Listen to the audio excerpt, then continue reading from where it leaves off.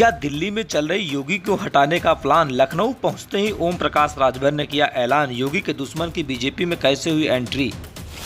UP BJP में क्या बड़ी है फूट? महाराष्ट्र की तर्ज पर यूपी में आने वाला है बड़ा भूचाल, यूपी में अमित शाह की एंट्री पर लगाएंगे बैन। योगी का कैसा हो गया हाल? क्या अमित शाह ने बिना पूछे दुश्मन नंबर 1 की कराई एंट्री? योगी को काने कान खबर नहीं मिली। ओम प्रकाश राजभर की वजह से यूपी बीजेपी विधायक और मंत्रियों में आपस में मतभेद बढ़ा, यूपी में आने वाला है राजनीतिक भूचाल। ओम प्रकाश एनडीए में शामिल होते ही दिया बड़ा बयान, जेपी नड्डा से बड़ा यूपी में कोई नेता नहीं, योगी गुट के विधायक और मंत्रियों ने संभाला मोर्चा। यूपी के राजनीति में इन दिनों सुर्खियों में है।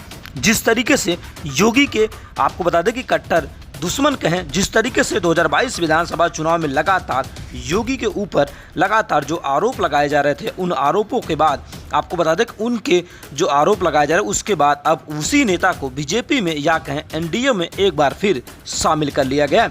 लेकिन सवाल ये उठता है, क्या यूपी के जो मंत्री हैं या और उनके विधायक हैं और ये कह सकते हैं कि यूपी सरकार के जिस तरीके से तमाम नेताओं से क्या इस पर राय मशवरा लिया गया?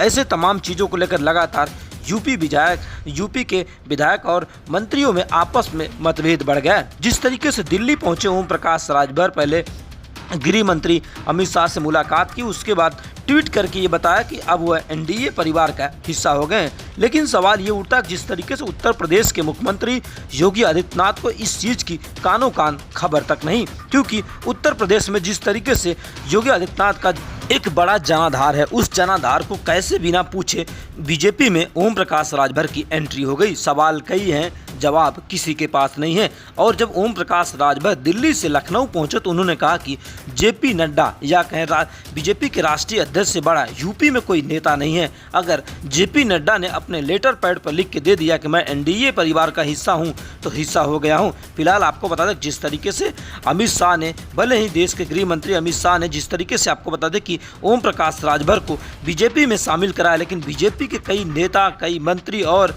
कई तमाम जो पदाधिकारी हैं आज भी ओम प्रकाश राजभर से बेहद नाराज हैं, क्योंकि 2022 विधानसभा चुनाव में ओम प्रकाश राजभर ने प्रधानमंत्री से लेकर गृह मंत्री से लेकर सूबे के मुख्यमंत्री योगी आदित्यनाथ पर कई तीखे सवाल किए थे और उस तीखे सवालों के कहीं न कहीं उस पर आज भी जो बीजेपी के नेता हैं और मंत्री हैं बेहद नाराज हैं।